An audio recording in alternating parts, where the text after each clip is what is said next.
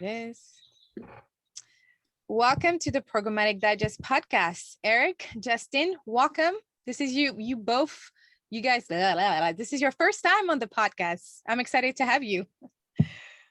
It is indeed. Yeah, thanks for having us. We're excited, and thanks for all the work that you do. You've had some great guests, and we're honored to be included in the group. So thank you. Yeah, thanks so much.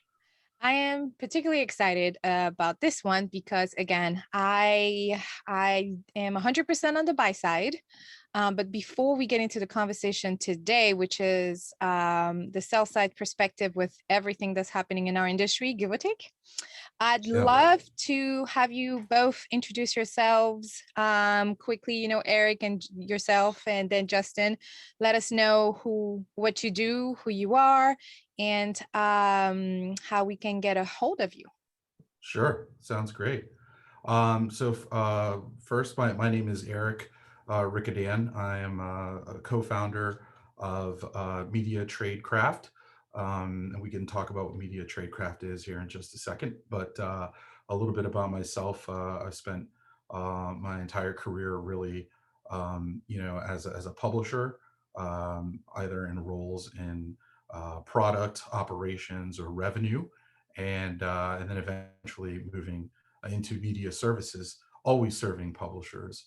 And in 2019, my co-founder Justin and myself launched Media TradeCraft, and innovating on ways on how we can provide specialized media services for publishers. But I'll let Justin introduce himself. Yeah, and my name's Justin Hansen. So similar to Erik, my background is really over the last 6 to 7 years servicing publishers directly. So, my background is more operations and yield, but also bridging a little bit of the technical dev side of things. But, with the core focus always being like publisher services, optimizing publisher revenue, and really making sure that all publishers on an individual basis are really maximizing what they're doing, happy, things like that. So. Yep. So our firm, we're really a specialized media services firm that, Mm-hmm. really privately sort of serves both, a large media company or sort of mid-sized publishers.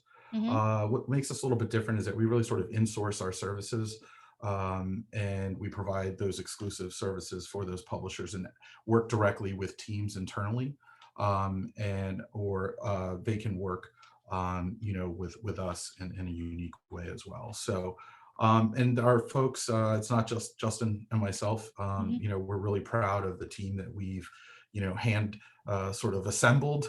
We're fortunate that, a lot of the folks that we work with have a tremendous real world experience. They come from the best publishers in media today. Some come from technology, that have actually come from, like a browser or a company like Microsoft. We have, deep math and analytical skills that really help with data science. Mm-hmm. And so when you bring this team together, a lot of folks refer to us as almost kind of like a Navy SEAL team, that, is really specialized, is designed to really generate a particular sort of strong sort of force, but is also very specialized in what it does and is highly efficient and effective. So that's us. Got it. This is quite fascinating. I think it's a really cool concept. And again, I don't have a lot of experience in working with, no, I have experience with working with publishers, of course, but I'm 100% on the buy side, like I was mentioning. Mm-hmm. So I am all ears for today's episode. I'm super excited because we are going Thank to you, chat. Sensei. We're going to chat about something we don't get to chat at all about in our industry, which is cookies deprecation, but from a publisher's perspective. I know you shared a Digiday article with us. Yeah. And that would be including in our show notes. The Digiday is, first of all, let's talk about Digiday for a hot second. Like their title and their pictures for their articles is always on point. Yes. Shouts to the art team there. Right. Yeah. I thoroughly appreciate the creativity, and I wouldn't expect nothing else but from Digiday, but I always appreciate the images. But the cookie changes will force some small publishers to give up on advertising altogether. So that is mad drastic. Like it's Yeah, like we yeah, say yeah. hella drastic, but I think it's warranted. I think it's granted. So talk to us a little bit first, if you don't mind, just like recapping or giving us your opinion about this article, and then what it really means, since you are the expert, both of you are the expert, and working closely with those publishers that may be affected. Yeah.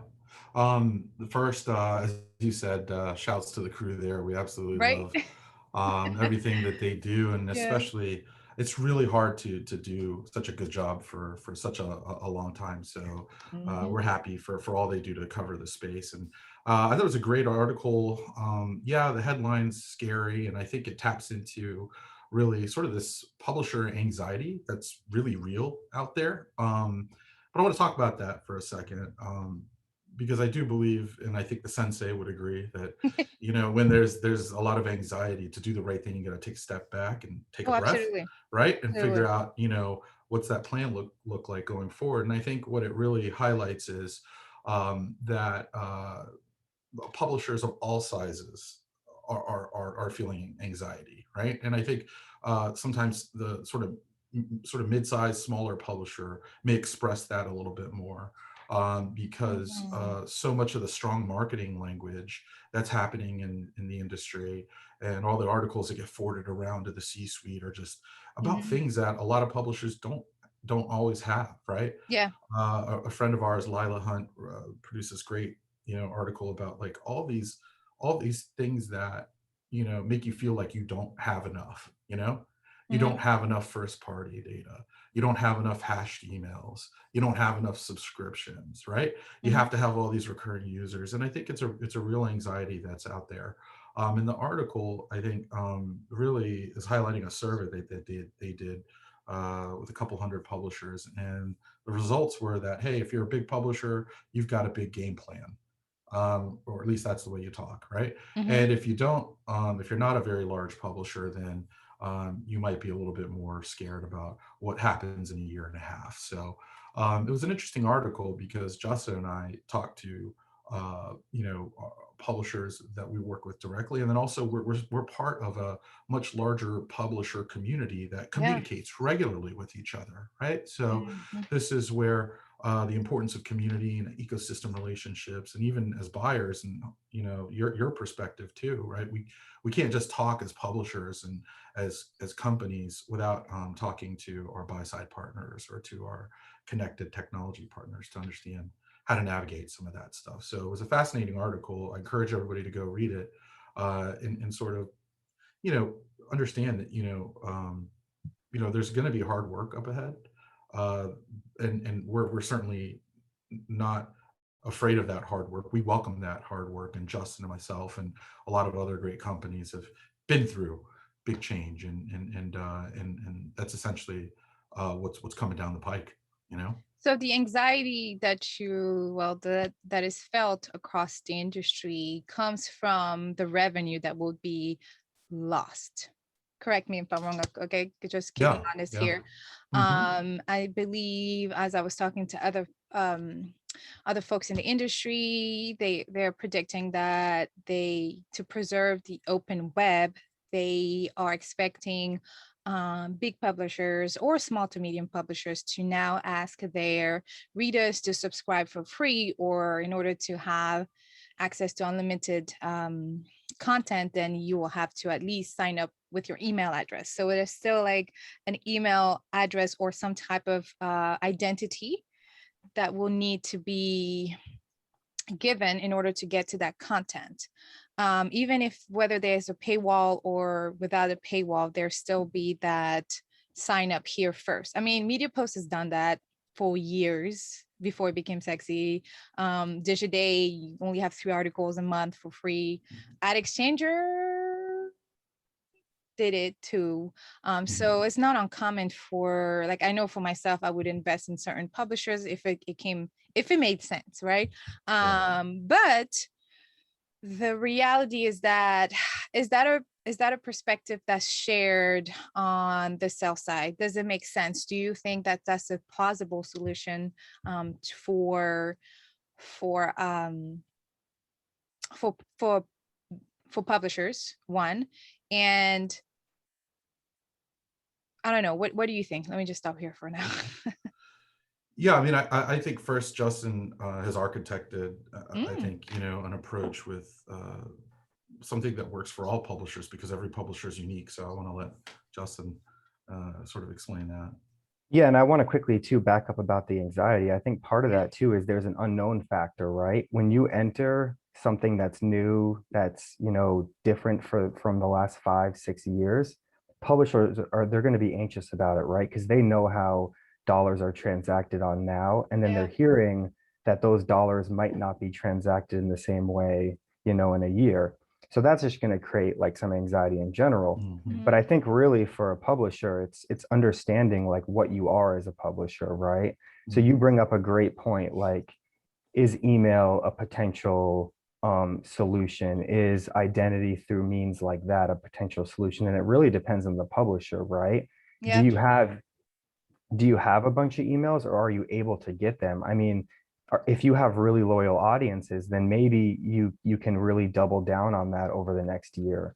But mhm, if your audience is constructed of different compositions, then maybe you need to take a different path. And I think it's really understanding your audience first, and then crafting a strategy, for your audience, for your site, and really thinking about you at the forefront, and maybe not even necessarily about all the solutions, right? There might be two or three to start with that really are going to work for you, and then double down on those for 6 months. And then maybe on month 7, look at the fourth one or look at the fifth option, and really think about it from your audience perspective. Yep. And Len, I think as Justin was, describing, this is mhm, this is why, publishers today really have to craft, an individualized approach. mhm, These individualized strategies have really over the past sort of 4 or 5 years, sometimes sort of moved away when you had, a strong rise of, just some basic accelerators of revenue, but now you realize that there's a number of stepping stones, bridges, and transitional sort of technologies, tactics, and strategies that are going to be yeah, required to navigate that. And I love what you've talked about in mhm, other shows of yours, where, from the buy side as well, there's also this anxiety, there's also yeah, a recognition that, the way you measure, the way you report, retargeting, like everything is affected, right? So imagine that, both buy and sell side are actually, pretty much feeling the same thing. And as Justin said, there's still some things that are unknown. And I think that as operators today, and if you're a publisher trying to figure out what to do, you actually have a lot of great basic ingredients to get started with today. yeah, And so I think that can cut into that feeling and start to turn into an action plan, and start to move away from that anxiety. You got to take a breath, step back, and then figure out how to move forward. Yeah, yeah, and things will continually change too over the next year. So I think one of the most important things is to keep updated, because mhm, there might be new companies, new technologies, new things that Google comes out with, new first party data sets that buyers are going to want to look at, right? How do they scale that? So it's really important to think about and pay attention to, like, what's happening now might be different in April, and then, June, and then by the time we get into yeah. Q3, who knows? So Yep. Yeah, yeah. You just said something and then I had a quick question and then I lost my question. But so third-party cookies allowed publishers to be and to stay competitive because that was one of their maybe unique offerings. Am I seeing this correctly? Or was there other ways for a publisher, a network to monetize their content outside of the third party, I mean, the cookie world? Yeah, I think there's always been a number of different great ways for Hmm. publishers to be able to power their businesses through advertising, and I think the third-party cookie just made it exceptionally easy Hmm. for a lot of a lot of targeting and audience-based sort of targeting capabilities, and it just became a common sort of currency to be able to use to transact and do things on a large scale. But there, have always been a number of great ways to uh, offer advertising products and help a marketer and advertiser be able to get in front of the audience that they want to be in front of. I think Yeah. what's interesting though, moving forward, a lot of those old things are going to, people are going to start kicking the tires on those things again and say like, hey, I need my direct sellers to become better at some of the tools and data and things that we had, Mhm. because a lot of publishers didn't do a really good job with that number of different reasons, right? Challenges and all kinds of things. But some folks are going to have to get better at doing that. Some folks are going to have to dust off some old products that maybe they had and start to use them in a new way. Yeah. I think there's going to be a lot more one-to-one sort of communication, between buyers and sellers. Mhm. And but make a mistake about it. I mean, there's still going to be healthy, tremendous programmatic, business, right? That doesn't go away.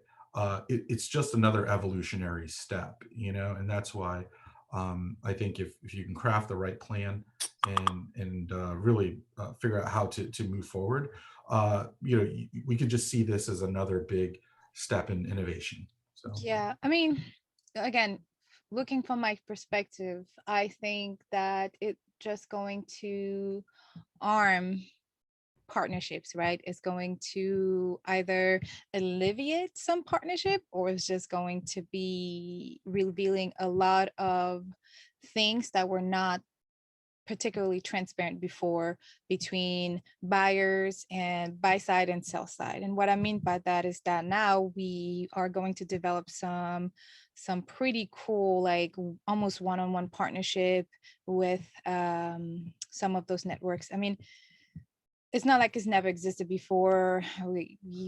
We're doing it with like the OTAs, the online traveling vendors right now. We go straight direct to their sites to buy some not only content but to place ads. So I think that's the concept that we might be going back to almost. We might be going to more direct buys versus just the programmatic buys. But on that note, is that how is Media Trade positioning themselves with their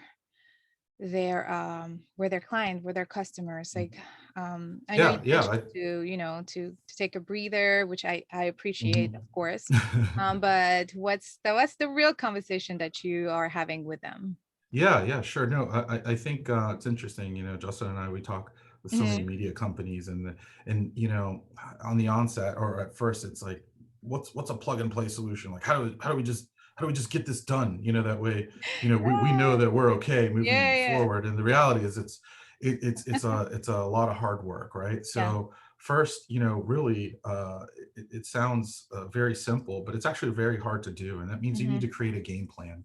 And some of the ways that we're helping our publishers to be successful is first, not thinking about what exactly is that one solution, because as we said before, it's really going to be a combination of solution sets that's Yeah, going to I help agree. get that done, right? And then also, executing a 4 to 5 sort of point plan to get started, and one of them is creating that game plan, right?